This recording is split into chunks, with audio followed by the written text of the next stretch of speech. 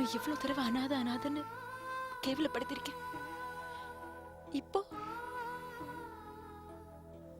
நானே ஒரு அனாதை.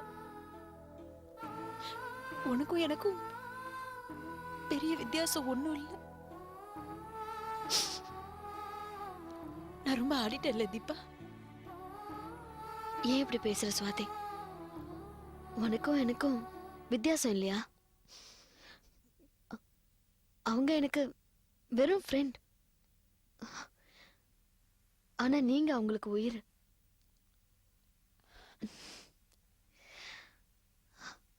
அவங்க பெத்த குழந்தைங்க தான் நீங்க.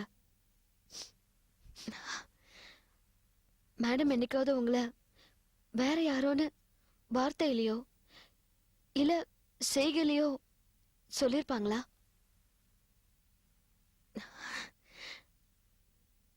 அவங்க உங்களுக்காக தான் வாழ்ந்துட்டு இருக்காங்க.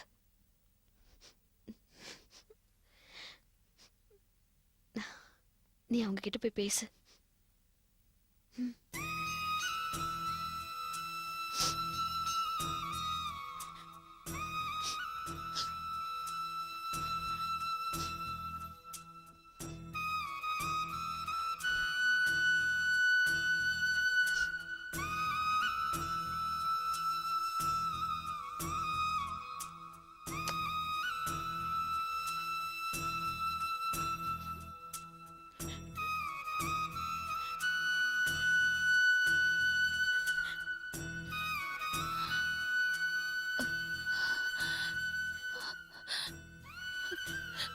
சுவாதி செல்லம், வாடா.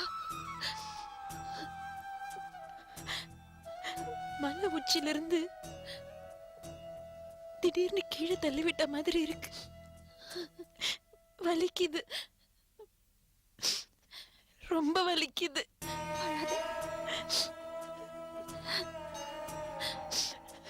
சுவாதி,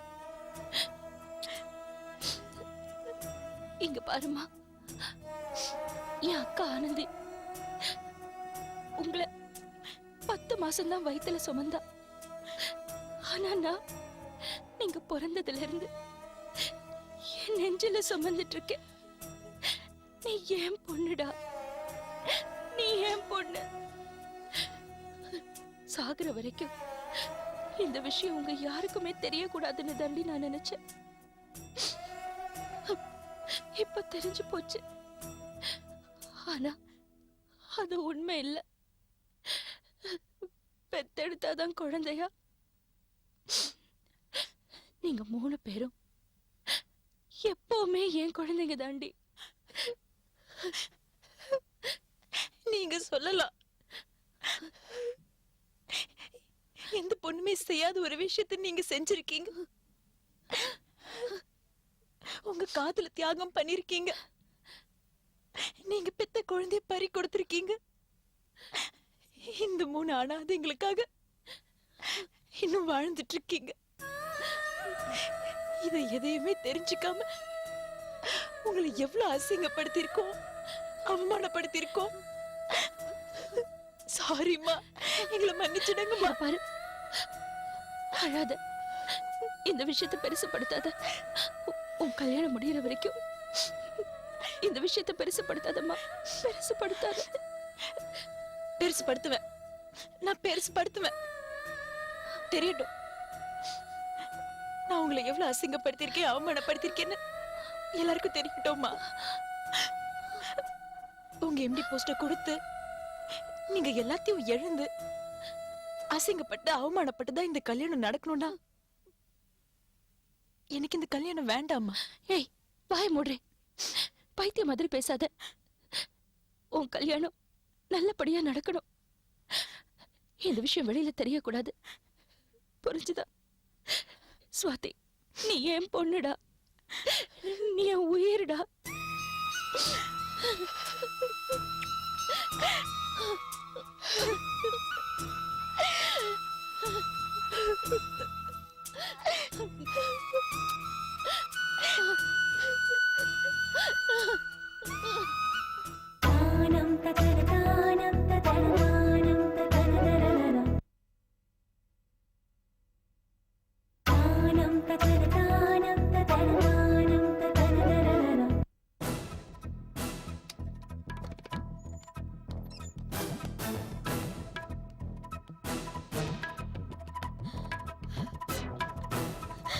சொல்லுண்ணே, பூங்கொடிக்கு என்னென்ன ஆச்சு?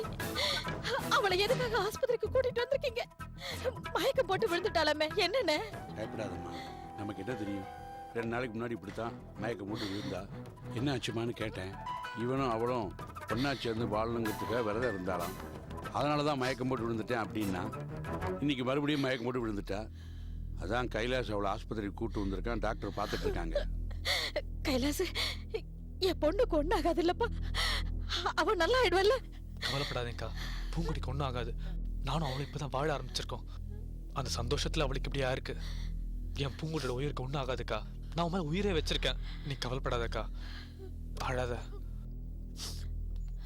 சார், டாக்டர் உங்களை உள்ள கூப்பிடுறாங்க. வாங்க. பாத்து இங்க வலிக்குதா? இல்லடா பூங்கொடி. வாங்க. என்னம்மா, என்னடாச்சு? உங்களுக்கு உடம்பு எப்படி இருக்கு? இவங்க ரொம்ப வீக்கா இருக்காங்க. விரதம் இருக்கேன்னு இவங்க ஒழுங்கா சாப்பிடுறது இல்லையா? இவங்களுக்கு நீங்க ஹஸ்பண்ட் தானே? நீங்க சாப்பிடலன்னா இவங்க கேட்பாங்கல்ல. அதே மாதிரி அவங்க சாப்பிடலன்னா நீங்க கேட்க மாட்டீங்களா? இவங்களுக்கு அல்சர் மாதிரி இருக்கு. டேப்லெட்ஸ் எழுதி கொடுத்துருக்கேன். அது மட்டும் இல்லாம ஒரு ஃபுல் சிடி ஸ்கேன் எடுக்கணும். ஸ்கேன் ரிப்போர்ட் வந்ததுக்கு அப்புறம் தான் ஃபர்தர் ட்ரீட்மெண்ட் என்னன்னு டிசைட் பண்ண முடியும். இவங்க ஏஜுக்கும் ஹைட்டுக்கும் வெயிட் ரொம்ப கம்மியா இருக்காங்க. ஏமா, ஒரு 2 days ஸ்டே பண்ணி ட்ரீட்மெண்ட் எடுத்துக்கிறீங்களா? வேணா டாக்டர், நான் வீட்டுக்கு போயிடுறேன். காலையில இவர் ஆபீஸ்க்கு பரபரப்பா கிளம்புவாரு. நான் இல்லைன்னா இவரும் மாமாவும் திண்டாடி போயிடுவாங்க. நான் வீட்டுக்கே போயிடுறேன் டாக்டர். ஆமா, உங்களுக்கு கல்யாணமா எத்தனை நாள் ஆகுது? 2 மாசம். அப்போ கல்யாணத்துக்கு முன்னாடி இவங்க எப்படி இருந்தாங்க? ஆ?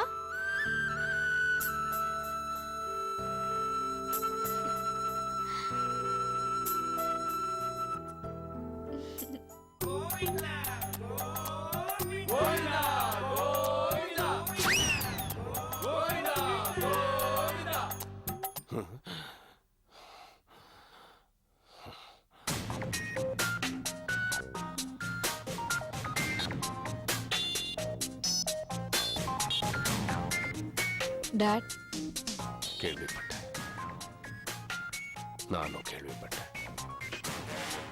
இப்பதான் அந்த நியூஸ் எனக்கு வந்தது. பரணி, ஸ்வாதி, கார்த்திக் 3 பேருமே ரங்கநாயகியோட பசங்க இல்லைன்னு. அதான் யோசிச்சுட்டு இருக்கேன். என்ன டாட், பக்கத்து ஸ்டேட்டுக்கு சுனாமி வந்த மாதிரி பேசிட்டு இருக்கீங்க? சுனாமி வந்திருக்கிறது நம்ம வீட்டு மெயின் டோருக்கு. ஏதோ நம்ம மாடியில் நின்னுட்டு இருக்கிறதால தண்ணி இன்னும் மேல வரல. இன்னும் கொஞ்ச நேரத்துல நாம எல்லாரும் முழுக போறோம்.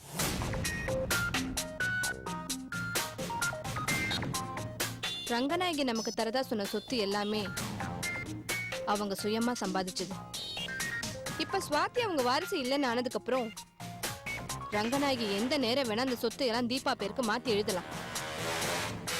அவங்க நமக்கு தரேன்னு சொன்ன எதுவுமே நமக்கு கிடைக்காது. இது எப்படி இருக்கு தெரியுமா? நம்ம 3 பேரையும் வரிசையா உட்கார வச்சு திருப்பதியில மொட்டை அடிச்ச மாதிரி இருக்கு. இந்த பேச்சு ஆரம்பிக்கிறதுக்கு முன்னாடி அந்த காட்சி தான் என் கண்ணு முன்னாடி ஓடிட்டு இருந்தது.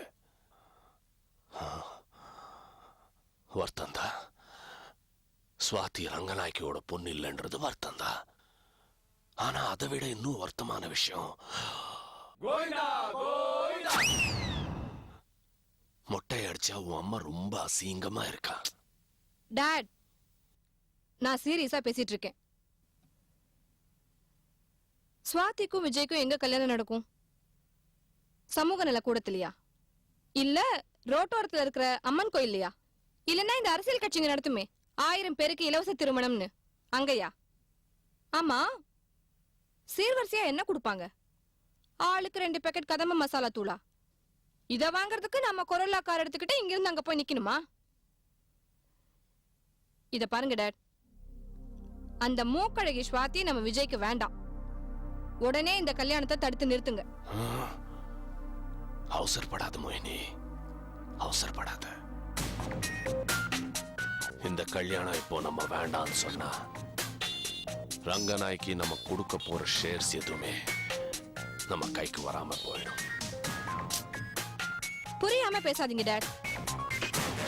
நம்ம வீட்ல இருக்க ஒரு வானரம், அதான் தமிழே திக்கி திக்கி பேசுவானே என் தம்பி விஜய், அவன் எல்லா சொத்தையும் அவன் பொண்டாட்டி பேருக்குள்ள எழுதி வாங்கியிருக்கான்.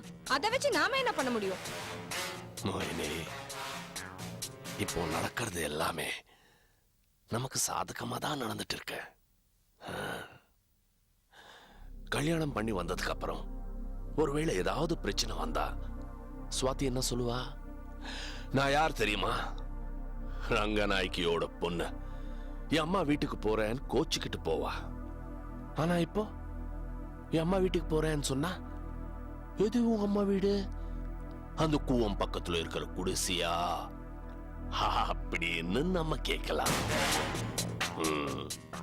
வரட்டும், கல்யாணம் பண்ணி வரட்டும்.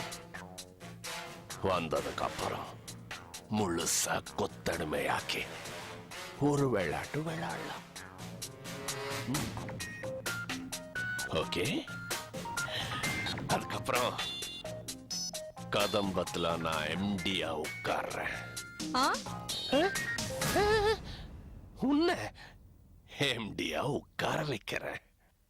ஓகே, வரட்டும், கல்யாணம் பண்ணி வரட்டும்.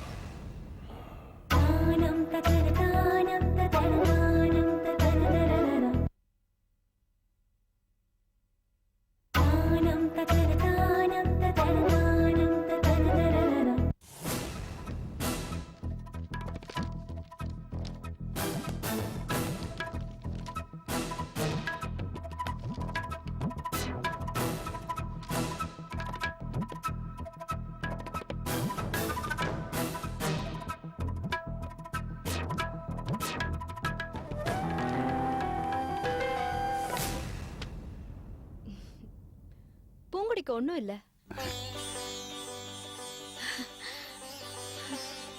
நான் கொடுத்த மாத்திரைங்களை சாப்பிட்டாலே அவங்க நல்லாயிடுவாங்க. பூங்குடி, கொஞ்சம் வெளியே வெயிட் பண்ணுமா. நான் உன் ஹஸ்பண்ட் கிட்ட கொஞ்சம் பேசணும். நான் எதுக்கு டாக்டர் வெளியே போகணும்? எதுவா இருந்தாலும் என் முன்னாடியே சொல்லுங்க. அவர் ஒரு கோழை டாக்டர். எனக்கு ஏதாவது ஒண்ணுனா அவரால் தாங்கிக்க முடியாது. ஏன் இதையும் நல்ல ஸ்ட்ராங். நீங்க எது சொன்னாலும் நான் தாங்கிக்குவேன். உன் ஹார்ட் ரொம்ப ஸ்ட்ராங் தாமா, இந்த ரிப்போர்ட் சொல்லுதே. இருந்தாலும் இது வேற. நீ கொஞ்சம் வெளியே வெயிட் பண்ண. பூங்குடி, அதான் டாக்டர் சொல்றாங்க, நீ வெளியே வெயிட் பண்ணு. நீ வெளியில இருப்ப முடி போமா. போய் வெயிட் பண்ணுமா.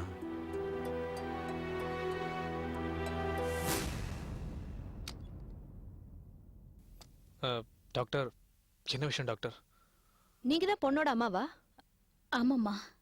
சின்ன வயசுல இருந்தே அவங்க வீக்கா தான் இருப்பாங்களா? அவங்களுக்கு அடிக்கடி ஜுரம் இந்த மாதிரி ஏதாவது வருமா?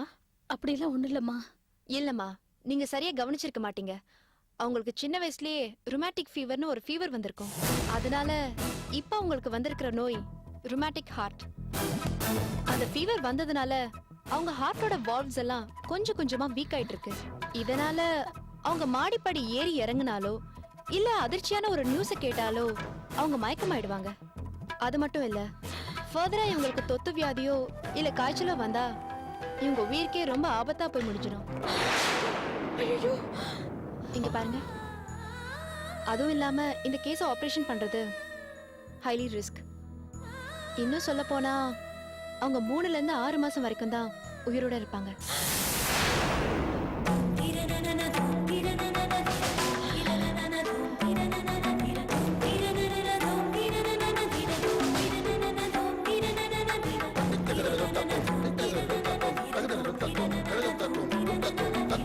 Hey!